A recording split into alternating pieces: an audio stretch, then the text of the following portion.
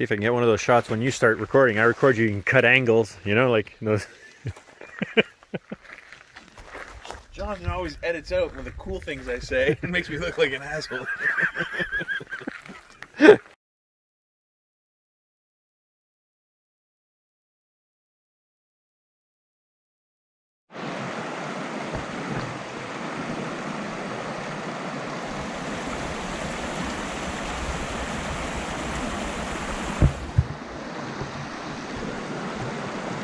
So, it's the morning of day 2. As you can tell by how I'm dressed, it's a cold morning. This is the rapids that are, you have this little walkway with like stairs right off the campsite.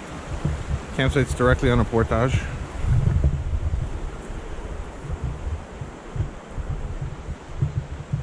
So, this is the portage that leads to the High View cabin. So, Marc got his hammock set up over there. That's the fire pit. Got the bug shelter. And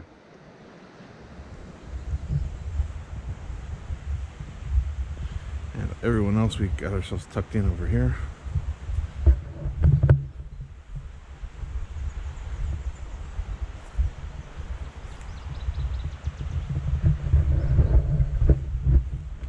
So, right now everybody else is still sleeping, but so I don't want to wake them up. But had another mini disaster last night with the hammock, and had the MacGyver something in the middle of the night, which now I have to hope that it holds for the next 8 days that we're out on the strip.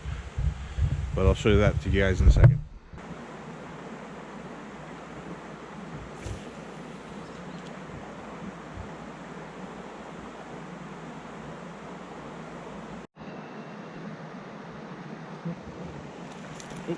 First trout of the morning on day 3.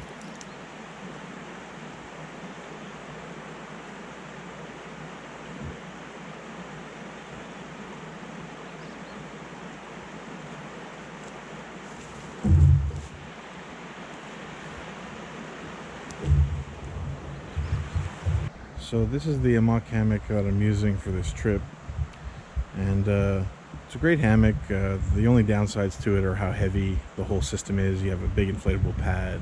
The hammock itself is quite heavy, and the tarp is fine. But aside from the weight, the biggest problem with the hammock is getting in and out of it. The zipper is up at the top of one side here. It starts up here, so you have to zip down this side. You have to get in from the side, basically. Some people unzip it all the way and get it in the middle, but for me that just doesn't work. And one of the problems is in the middle of the night, I pretty much at least once in a night I'm gonna have to get up to pee, and so you have to unzip it and sort of flop out of it. It's not the greatest thing. But last night I unzipped the zipper and it snagged. Basically it wouldn't open sort of far enough, and I just couldn't unsnag it from within the hammock. So it was basically open to here, so I had this much space to sort of swing my legs out and hop down. And unfortunately, when I did that, when I stepped on the ground, I stepped on a twig and sort of buckled a little bit, and I heard it pop, and basically the zipper completely snapped off the hammock. So I had to I basically take the entire bug net, it unzips all the way around. I had to take the entire bug net off the hammock and use a Leatherman to sort of break the lock at the end of the zipper, put the zipper pull back on the zipper, zip the whole thing back around. But then when I got to the part where it actually snapped, there's 4 teeth missing. And like I said, this is the side that I open all the time.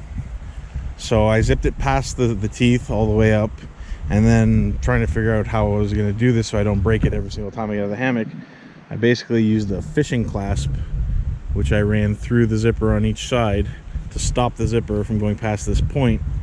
And like I said, it makes for a tiny opening now to get in and out of the hammock, but this is what I'm sleeping in for the next 8 nights, so hopefully it holds. So just waiting for the boys to finish packing up their stuff.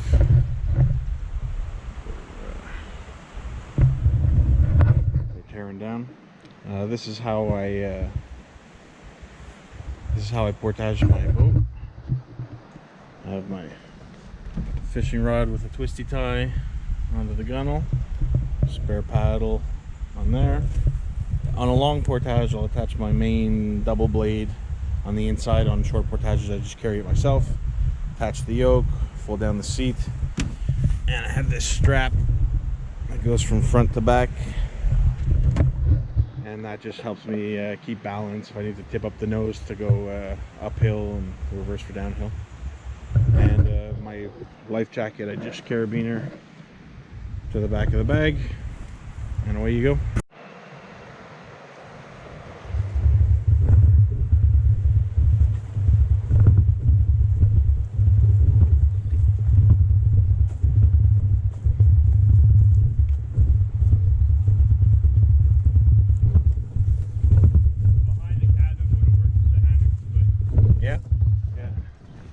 That's good. Good to know. For if there's a next time, you know. Exactly.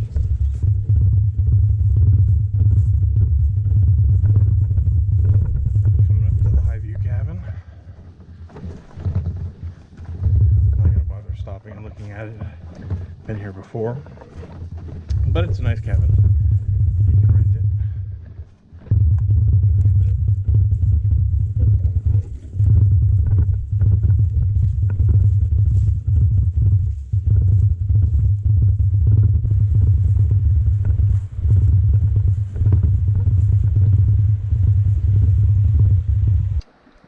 So I headed to the end of the 800-meter portage. I was gonna fish while I waited for everybody else to pack up and get their boats over here, but it's really rocky here. There's maybe 10 inches of water, all little boulders. So probably not gonna bother fishing this spot. So we've got another relatively long day of paddling today, about probably 7 hours of paddling till we get to. We have a choice of 3 campsites tonight, the spot that we reserved. So, another long day of paddling.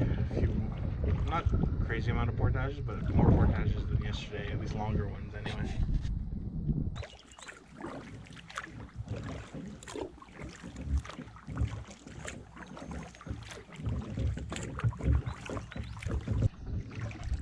We've really lucked out on weather so far.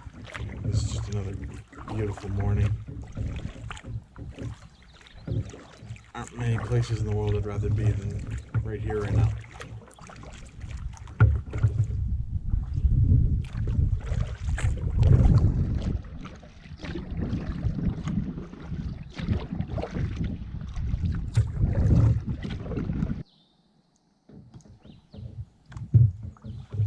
It's geese. They're huge though, eh?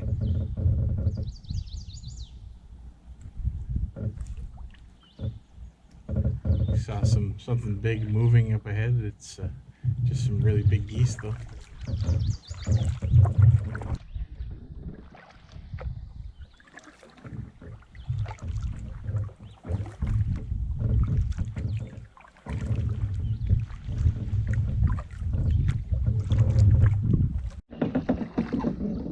So we just got to our first portage aside from the one we camped on.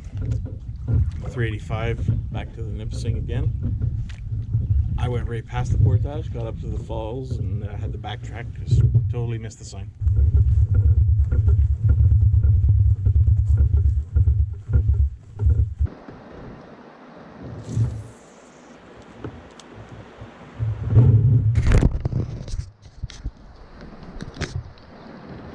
Fishing at the end of the portage. Gotten several bites, 2 hookups, lost both fish at the boat. Both trout, but pretty small.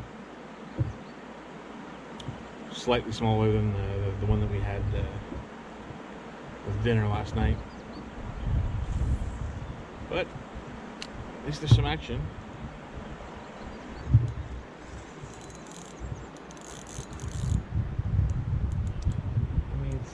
Acting like a snag, but it had all kinds of head shakes. It might have wrapped me around a branch or something. Yeah, definitely on a branch here. Well, it's just a branch.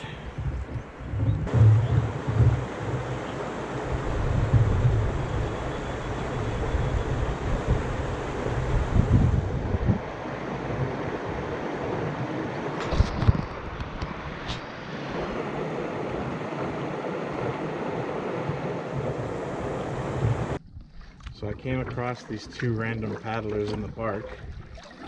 One identifies as Narrowbag Mike, and the other one is Eye Edgar.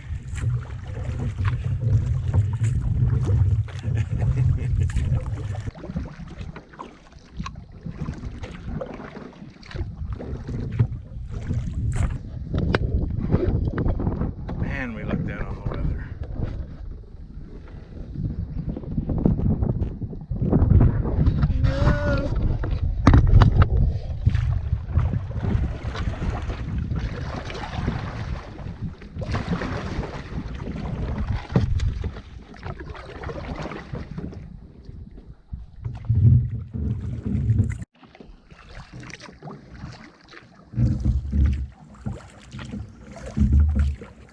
So, biggest portage of the trip, we just got to a 2,100 meter along the Nipissing. Nice steep put in. So we're preparing the gear and away we go.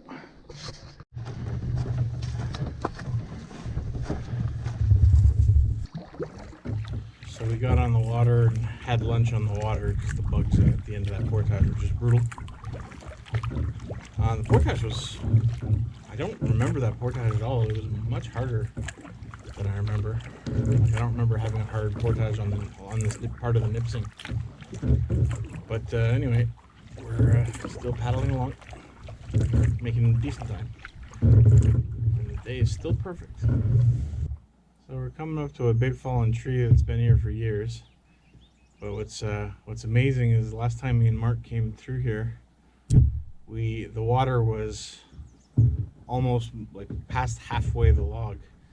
So that just goes to show you the difference in water levels between May and June. I mean, obviously different years, different water levels too, but still.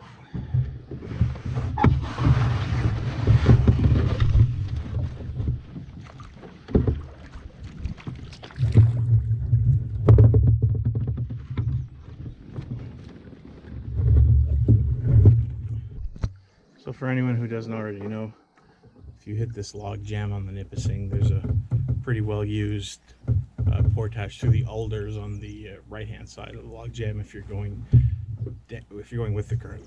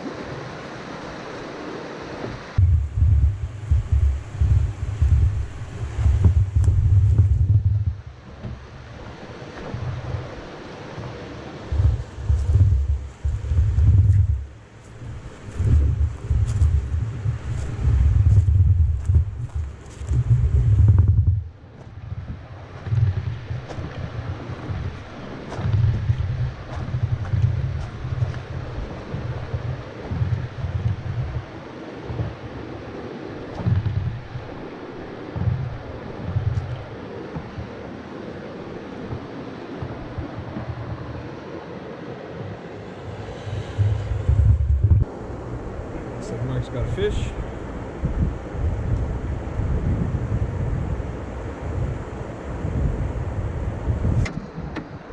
Fishing at the end of a 400 meter portage. Marc's got a couple already. This is my first rookie. Are we eating any tonight or no?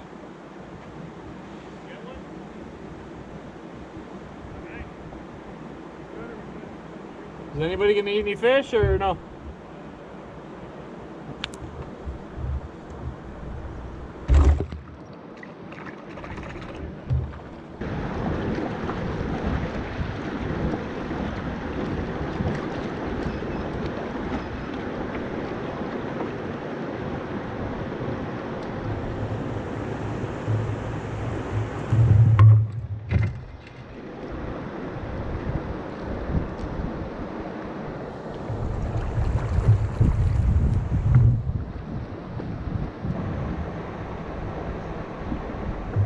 gonna need help.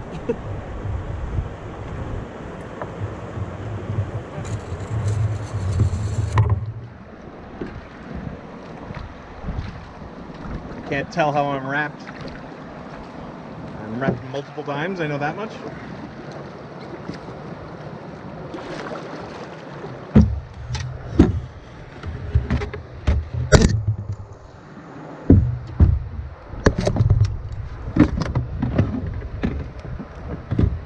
So this is where, okay, I feel it's around my arm.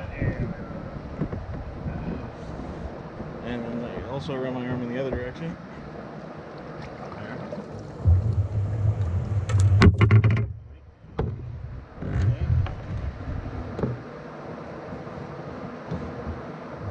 Oh, it's right on your out. There you go. Yeah. Christ is averted. Emergency. We have an emergency going on. So, on the last portage of the day, this is a 1300 on the Nipissing. We're either going to stay, there's a campsite towards the end of the 1300, or there's a campsite right past the portage. So those are our two options for tonight. Another long day, not as hard as yesterday, but still, it's going to be nice to have some easier days than the days that are coming up.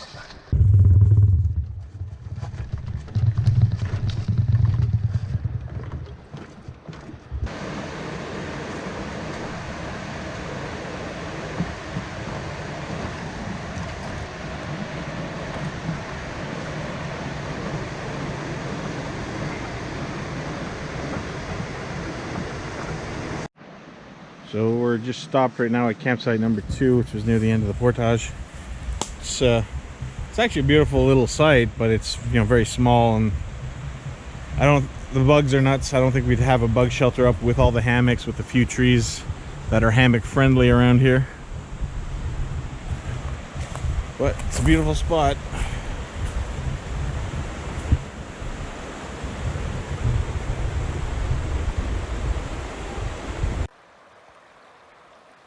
So I'm gonna film my daily outro on my iPhone because I left my GoPro attached to my canoe, which is in the water, and I don't feel like getting my feet wet again. We just left all the canoes tied up because it's a pretty steep put in at the campsite we ended up picking. So we had supper, we had a bit of a fire to get rid of some of the mosquitoes. Most of the hammocks are up.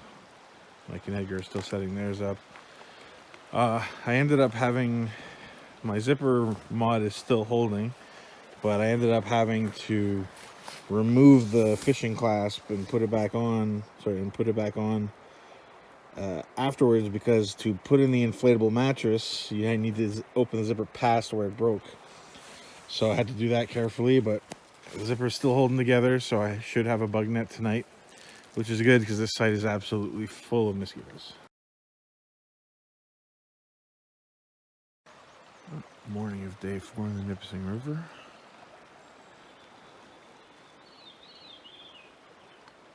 Got a bit more of a reasonable day today. Everybody else is still sleeping, so in the next hour or two, pack everything up and start making our way towards Little Osler Lake. So we're back on the water. Today we have a tough portage day. It's about 5 kilometers of portage, but I know a lot of them have some serious hills. But aside from that, not much paddling today, so should be a little bit easier. Making our way to Little Otter Slide. No, not Little Otter Slide. Making our way to Little Osler.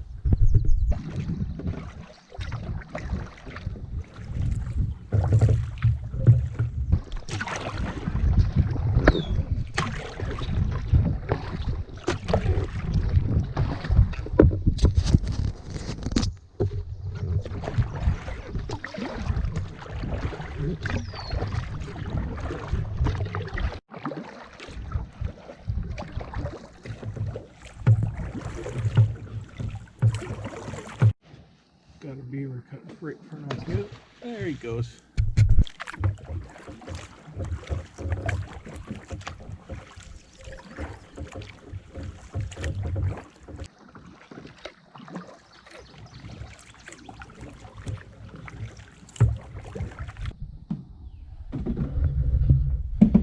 So we're about to start the portage to Nadine. Going in this direction from the Nipissing to Nadine, it's uphill, pretty much a steady uphill the whole way. So I'm not really looking forward to it, but like I said, at least our day is not too long today. On Nadine, just hooked fish using a deep diving Rapala, trolling about 100 feet from shore.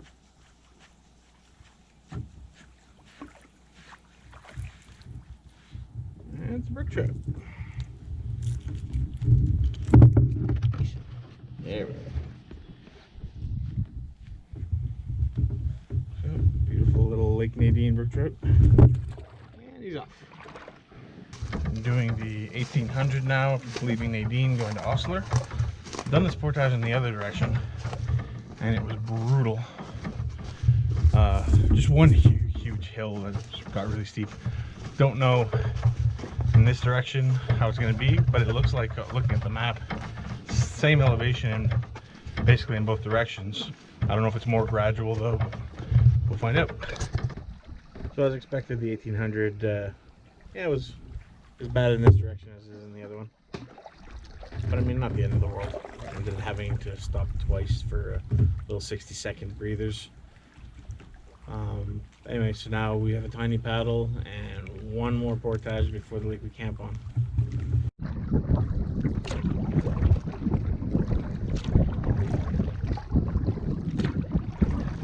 So finished the last portage of the day. Just doing some fishing while I'm waiting for the other guys to finish up their portage. So we're on Little Osler. Just got to find a campsite, and I'm probably jumping this lake as soon as we do. Weather's perfect again. Yep, no complaints.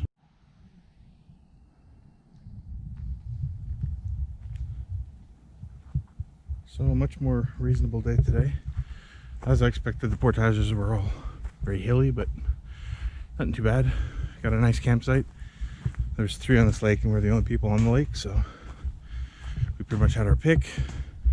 Got the hammock set up, bug shelter, main fire pit area in the middle.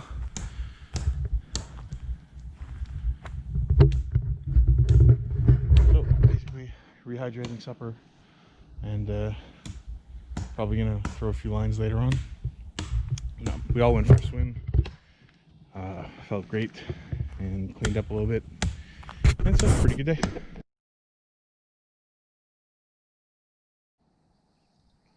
So another beautiful morning. Not the most restful sleep, unfortunately. In the middle of the night, we had what I assume was a really large moose just knocking everything over near the back of the campsite, and sounded like he was ripping up foliage and chewing on it. So wasn't able to, he stuck around for a good at least 2 hours. So it didn't make for the most restful sleep. I wasn't able to sleep while he was hanging around. But beautiful morning, time to have breakfast, pack things up, and keep moving. So all packed up on day 5. Just trolling for some fish while everybody else finishes packing up. Marc's doing the same over there. And we got an interesting day today. Planned the trip with a particular route, and last night looking at the map, there was a bit of text on Jeff's maps that I hadn't read when I planned the route. Basically, we're going to go up Maple Creek to 1 mile, and according to Jeff's maps, the creek can actually, at low water levels, which I don't think we're at the lowest water levels, but it's definitely not high water, the creek can sometimes be completely impassable, and if the alders haven't been cleared in a while, completely impassable.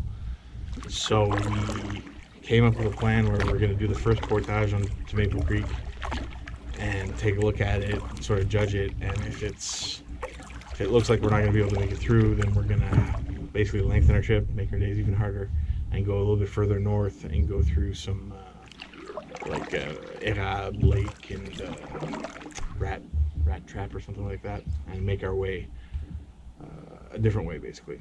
But so a little bit of the unknown today. And our first portage of the day is called Heart Attack Hill, so that'll be interesting too. So last night for about 2 hours, right in the middle of the night, and it sounded like just on the edge of in the back of our camp, like near the thunderbox. Something very large was just breaking branches, knocking over trees, chewing on something for like 2 hours. And try as I could, I just couldn't sleep while it was around. But I never saw what it was. But man, it sounded. It was a big animal. First portage of the day, Heart Attack Hill.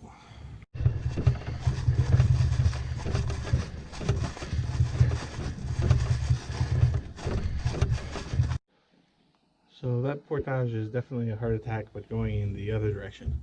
Still not a pleasant portage going this way. Have a very steep start, and then it's just constant like downhill to the point, at least for me anyway, my knees were shaking on the way down near the end there. But I've done it both directions. And yeah, it's harder going the other way for sure. So right now we're on a Little Nadine, and we got a little 450 portage into Scoose, and then we got a 700 portage onto Maple Creek, and that's when we decide after that, do we go west along Maple Creek, or do we start heading north towards Maple Lake, Rat Trap, and all that. So a bunch of little portages to do. We're all just floating along this little lake, having a snack break basically before we start our third portage in a row here. It's just really peaceful, just listening to the bird calls. It's nice when the breeze comes through to help keep the mosquitoes off you. Really relaxing. Just finished the 700 meter. Hopped into the creek here. Water is low, but it doesn't look super low, so we're gonna give it a try and see if we can make it towards 1 mile.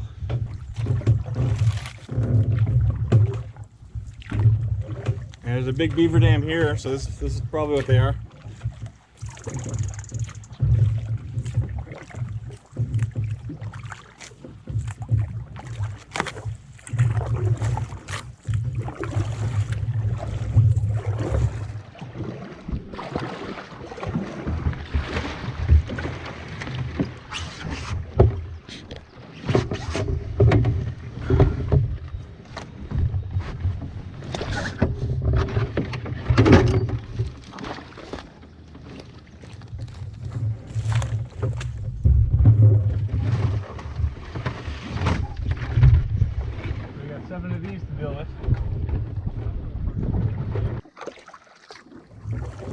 Paddling up Maple Creek.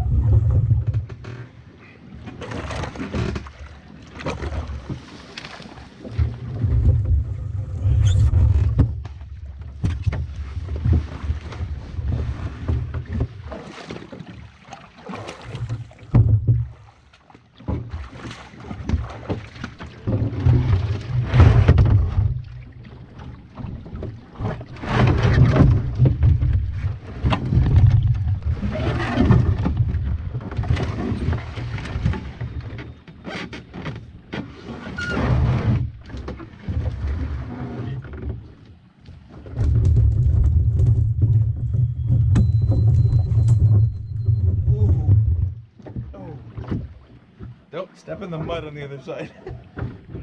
The mud on the other side isn't solid.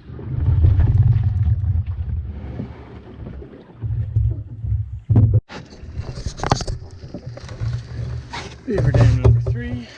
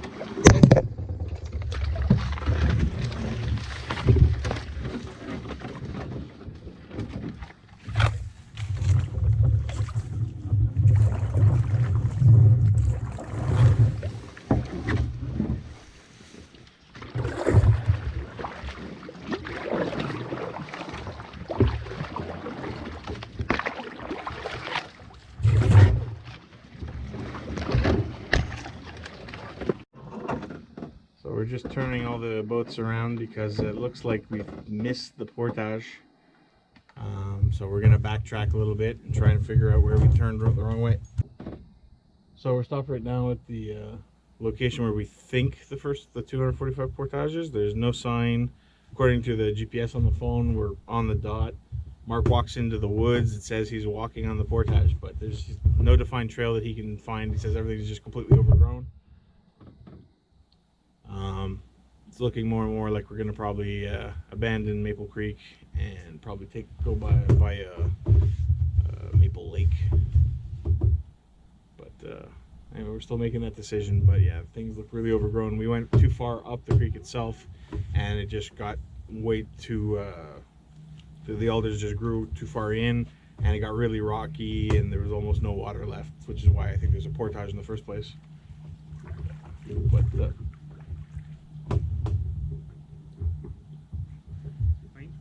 no, I thought I heard people coming through the creek.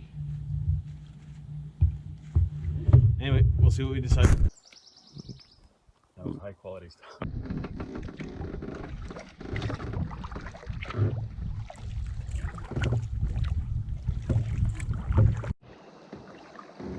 Just finished the first little 90-meter portage on Maple Creek.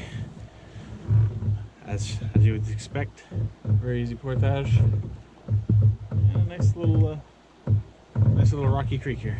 Coming up to the, I think it's 660-meter portage on Maple Creek.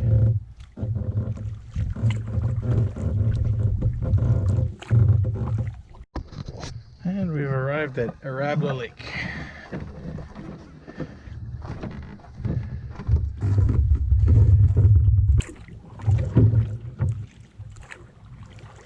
It'll be nice to get on some open water. Hopefully there's a bit of a breeze and get away from these swarms of mosquitoes that have been with us for the last 3-4 hours.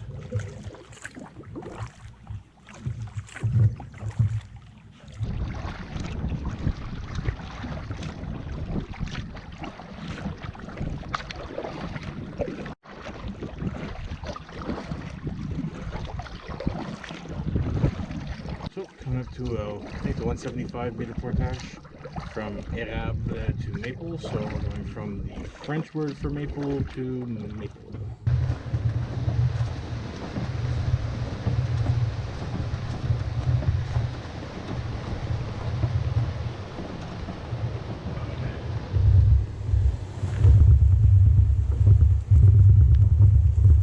And here we are arriving at Maple Lake. And once again, just the weather we're having is so good.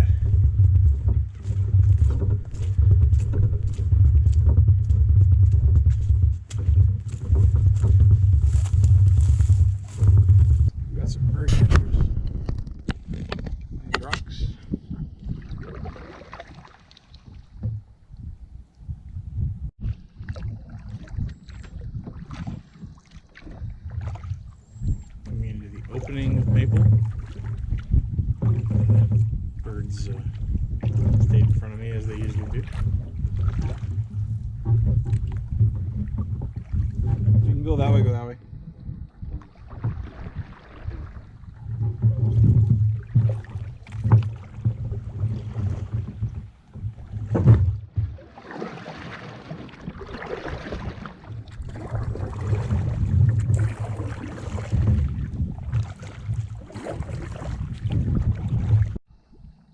Just stopped for rest on Maple, the campsite closest to the portage that we're thinking about stopping here tonight. The boys are getting a little tired, but this site is absolute garbage, so we're going to continue to rat trap, see if that site's any good. The problem with that is there's only one campsite on rat trap where you haven't reserved it, and so if it's taken or if it's crap, then we have to decide, do we push forward, which is, you know, another good chunk a day, or do we come back over the 400 again and choose a different campsite on Maple? So we're hoping the rat trap site's good. So doing the 400-meter portage to rat trap, and like I said, the boys are a little tired, so what we're gonna do, I'm gonna take all my gear over, paddle out to the campsite, see if it's any good, and Marc is behind me. He's gonna wait on this side, And if it's good, I'll blow my whistle, and then I'll tell the boys to go and go ahead and do the portage, because they don't want to do it twice, which might end up happening. So I just sent Mark the signal that the site's going to be good enough. It's on a serious slope, but there's lots of spread trees. We will be able to get all our hammocks up. And nobody was here, so I sent him the signal. He's going to go get the boys. They'll do the portage and come join me. So we're staying on Rat Trap tonight. So we just finished setting up on Rat Trap and rehydrating our meals. Mike got a fire going for a while to get rid of the mosquitoes, and then a breeze kicked up to help with that. So we got all our hammocks set up on the hills. One of the advantages of hammocks is you can pretty much set them up anywhere there's trees. Edgar's way in the back over there. Bug shelter's up if ever we need it. So we're setting up for a long day of travel, and the rain just joined us. We got to go as far as we can today, basically, because we're behind on our schedule.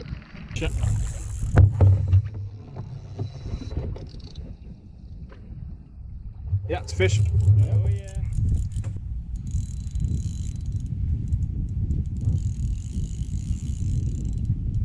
Haven't seen them yet.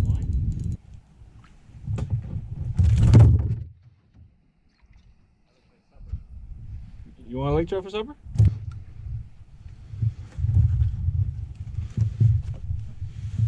So, a bigger lake trout. So I'm gonna dispatch this guy, and we're gonna have him for supper.